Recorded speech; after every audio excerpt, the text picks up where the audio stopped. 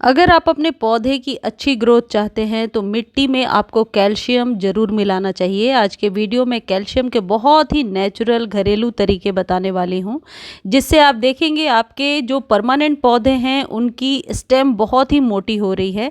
Calcium का होना plants में बहुत ज़रूरी होता है, उतना ही ज़रूरी है जितना एनपीके। पौधों को स्वस्थ रखने में और मोटी ब्रांच को लेने में कैल्शियम बहुत हद तक सहायक है।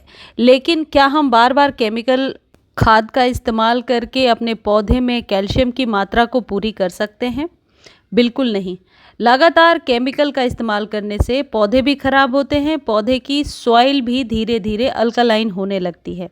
और यदि आप अपने पौधे की अच्छी ग्रोथ चाहते हैं तो एक अच्छा पोषक तत्व देने के लिए आपको कैल्शियम यदि नेचुरली दे रहे हैं तो वीक में 1 या 2 बार ज़रूर दीजिए और आप देखेंगे आपके पौधे स्वस्थ तो हैं ही साथ फूलों का साइज़ भी बहुत ही बड़ा निकल कर के आ रहा है। और सबसे अच्छी चीज़ है, ये घरेलू कैल्शियम है, यानी कि ये वो चीज़ें हैं जिन्हें अक्सर आप फेंक दिया करते हैं, लेकिन इसका इस्तेमाल करके देखें, कोई साइड इफ़ेक्ट नहीं होगा और रिज़ल्ट आपको 100% मिलेगा। पहले ये जानना ज़रूरी है कि कैल्शियम की कमी हम कैसे पता करेंगे अपने पौधे में। यदि आपके पौधे की पत्तियां पीली होती हैं, खासकर नई पत्तियां जो निकल रही हैं वो पीली हो रही हैं, स्टेम बिल्कुल पतली पतली हो रही है, तो समझ लीजिए कि आपके पौधे में कहीं ना कहीं कैल्शियम की कमी है। देखिए इस मेरे पौधे की स्टेम कितनी मोटी है और गमले में लगा हुआ है। यदि आपके पौधे में यदि फ्लावरिंग हो रही है और फूलों का साइज़ बहुत छोटा हो रहा है तो मिट्टी में उन पोषक तत्वों को दीजिए जो नेचुरल हों और जिनसे आप कैल्शियम को भरपूर मात्रा में ले सकें। सभी प्रकार के पौधों पर आप इसका इस्तेमाल कर सकते हैं। कैल्शियम की कमी आपके पौधों को अनहेल्दी दिखाती है और बहुत सारे चीज़ें हैं जो कैल्शियम की कमी से पौधे में देखने को मिलती हैं। सबसे पहली चीज़ तो ये है कि इम्यूनिटी खराब हो जाती है। इसे आप अपने सब्जियों और फलों वाले पौधों पर भी दे सकते हैं। जो स्टेम्स होती हैं उनकी सेल्स को स्ट्रॉन्ग बनाने में ये कैल्शियम मदद करता है और इससे आपके पौधे स्वस्थ रहते हैं। और सबसे पहली चीज़ जो है वो है कॉफ़ी। कॉफ़ी तो मुझे लगता है जनरली सभी के घरों में उपलब्ध है। 1 चम्मच कॉफ़ी को 1 लीटर पानी में डाल करके आप अपने कम से कम 4 से 5 पौधों को दे सकते हैं। ये जो कॉफ़ी होता है, इस जगह पे कॉफ़ी ग्राउंड्स भी ले सकते हैं जो दानेदार चीज़ होती है। इसमें nitrogen, phosphorus, sulphur, potassium, calcium, magnesium और ह्यूमिक एसिड होता है जो आपके पौधे के लिए बहुत ही ज़रूरी है। ये सभी प्रकार के पौधों पर आप दे सकते हैं, चाहे वह इंडोर हो आउटडोर हो। सभी पौधों के लिए ये पोषक तत्व का काम करता है और इससे पौधे हरे भरे रहते हैं। कॉफ़ी के इस्तेमाल से पौधों को पोषक तत्व जो मिलते हैं उससे मिट्टी भुरभुरी बनी रहती है। साथ ही मिट्टी में पानी को होल्ड करके रखने की, यानी मॉइस्चर को मेंटेन करने की होल्डिंग कैपेसिटी बढ़ जाती है। पौधों की मिट्टी के ऊपर कॉफ़ी ग्राउंड की पतली परत बिछाने से, मल्चिंग करने से वीड्स वगैरह नहीं निकलती हैं और कॉफ़ी पाउडर के इस्तेमाल से स्लग और स्नेल जैसे कीट पौधे पर नहीं लगते हैं। अब इसका इस्तेमाल कितने दिनों पर कर सकते हैं? महीने में 1 बार करना है। और ये जितने भी खाद मैं आपको बता रही हूँ इसे आप ऑल्टरनेट करके, यानी चेंज करके, चाहे तो 3 से 4 दिनों पर यूज़ कर सकते हैं। 3 से 4 दिनों पर सेम खाद को ना यूज़ कर दूसरे खाद को यूज़ करेंगे। जैसे अभी कॉफ़ी आज मान लीजिए आपने यूज़ कर लिया तो 3 डेज़ के बाद आप जो दूसरा नेचुरल कैल्शियम का स्रोत है उसे यूज़ कर सकते हैं। तो कई लोगों को ये कन्फ्यूज़न हो जाती है कि कितनी बार यूज़ करना है और कैसे यूज़ करना है। इनको रेगुलरली यदि आप गार्डनिंग करते हैं तो अपने गार्डन में शामिल करें। जो दूसरी चीज़ है ये है, जब घर में दूध कई बार फट जाता है और उससे जो पनीर हम अलग करते हैं और जो पानी निकल जाता है वो कैल्शियम का बहुत ही अच्छा स्रोत होता है। और उस पानी से मैंने देखा है रेस्टोरेंट वगैरह में आटे गूंथते हैं ताकि आटा सॉफ्ट बना रहे और उसमें बहुत सारे और भी माइक्रो न्यूट्रिएंट्स होते हैं। और सबसे अच्छी बात है, सॉइल के लिए ये बहुत ही ज़्यादा फ़ायदेमंद होता है। मिट्टी के अंदर जो माइक्रोब्स होते हैं या फिर जो वर्मीज़ होते हैं जो हमारे लिए, हमारे पौधे के लिए बहुत ही लाभकारी हैं, उनको पनपने में हेल्प करता है। इसमें आधा ग्लास यदि मान लीजिए ये वाटर लेते हैं तो आप उतना ही पानी मिला लेंगे और अपने सभी प्रकार के पौधों पर दे सकते हैं। खासकर जो पौधे धूप में रहते हैं उन पर तो ये बहुत ही अच्छा काम करता है। इसे स्प्रे नहीं करना है, इस बात का ध्यान रखें। अदरवाइज़ स्प्रे करने से यदि पत्ते के ऊपर ये रह गया तो कई बार चींटियाँ इस वजह से ही आ जाती हैं। दूसरी जो चीज़ है वो है wood ash. Wood ash potassium का बहुत ही अच्छा स्रोत होता है और इसमें कैल्शियम भी बहुत ही अच्छे मात्रा में पाई जाती है। 1 चम्मच आपको महीने में 1 बार इस्तेमाल करना है। आप चाहें तो जब आप मिट्टी तैयार कर रहे हैं उस किसी प्लांट के लिए, तो उस समय भी 1 चम्मच आप गार्डन सॉइल में मिला सकते हैं।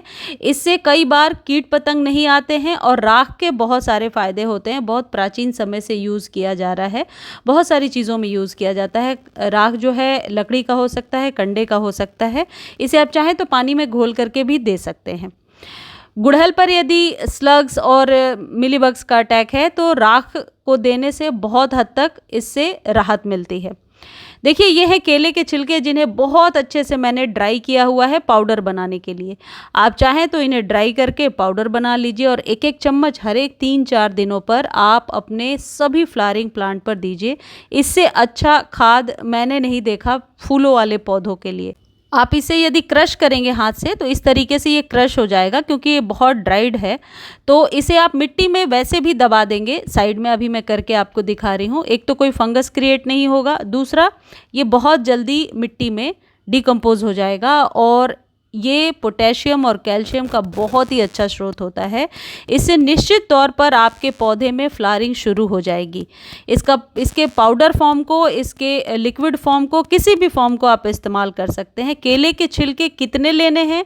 1-1 चम्मच डालना है। अंदाज से आप ले सकते हैं, 2, 4, 5 जितने चाहिए ड्राई करके आप रख लीजिए और रेगुलर बेस पर इस्तेमाल कीजिए। बहुत ही अच्छा रिजल्ट आपको देखने को मिलेगा और फ्री में ही आपके पौधे को बहुत ही अच्छा एक कैल्शियम का आप कह सकते हैं नेचुरल सोर्स मिलेगा।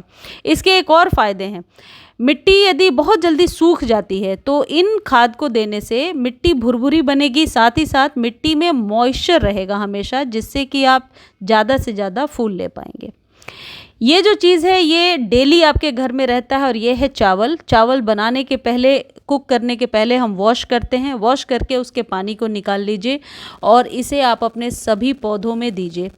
इसमें बहुत ही प्रचुर मात्रा में कैल्शियम है, साथ ही साथ ये फंजीसाइड की तरह भी काम करता है। आप इसका स्प्रे कर सकते हैं।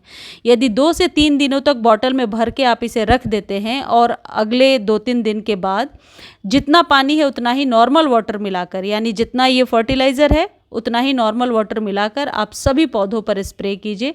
आप देखिए फूल बड़े बड़े निकल कर के आएंगे और जिन पौधों पर फंगस का अटैक हो रहा है इससे ठीक होगा। ये जो चावल का पानी है ये कोरियन कल्चर में बहुत ज़्यादा चलता है। कोरियन क्रीम यदि आप लगाएंगे फेस पर, उसमें राइस वाटर होता है, बालों के लिए यूज़ करते हैं और ये बहुत सालों से इस्तेमाल होता आया है। हम प्लांट्स में इसका ऐसे इस्तेमाल कर सकते हैं।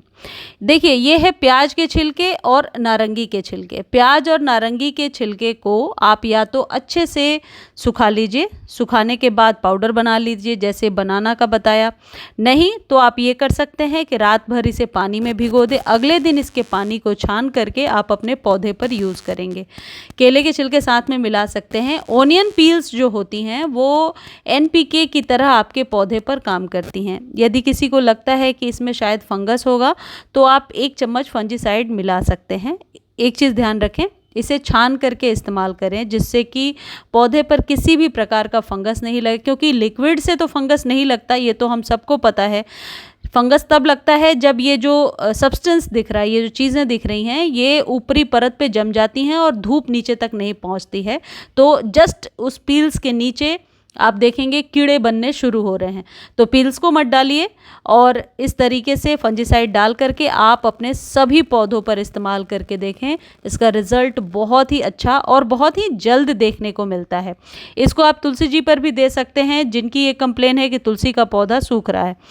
कई लोग कह रहे हैं कि बेलपत्र लगाया था घर में, बेलपत्र का पौधा सूख रहा है। तो ये समय में बेलपत्र का पौधा थोड़ा सा सूखता ही है। आप नेचुरल खाद देते रहिए और यदि पौधा हरा भरा है तो महीने 1.5 महीने के बाद वो न्यू ब्रांचेस निकालना शुरू कर देगा। लेकिन एक बार बेलपत्र सावन के बाद अपनी पूरी पत्तियों को गिराता है। पौधे को धूप में ही रहने दीजिए और थोड़ा सा वर्मी कंपोस्ट दीजिए और फिर ये वाले खाद जो मैं आपको बता रही हूँ ये देते जाइए।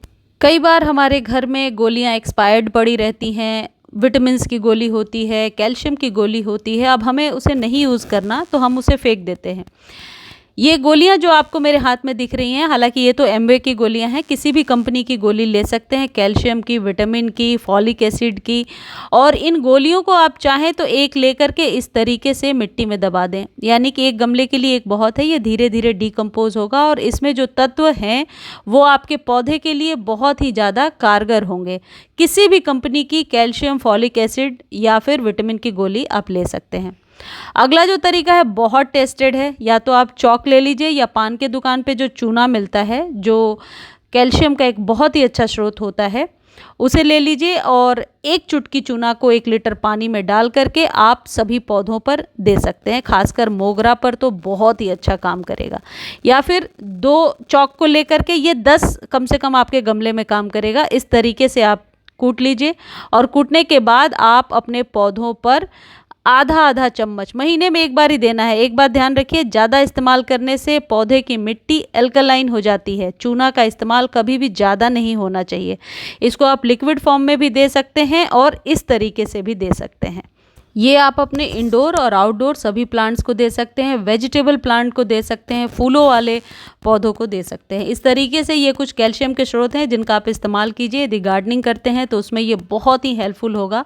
मुझे उम्मीद है जानकारी आपको अच्छी लगी होगी। जानकारी अच्छी लगती है तो चैनल को लाइक, शेयर और सब्सक्राइब कीजिए। और हाँ, इससे रिलेटेड कोई भी क्वेरी है तो आप कॉमेंट सेक्शन में लिख दीजिए, बहुत जल्द मैं आंसर दे दूँगी। धन्यवाद।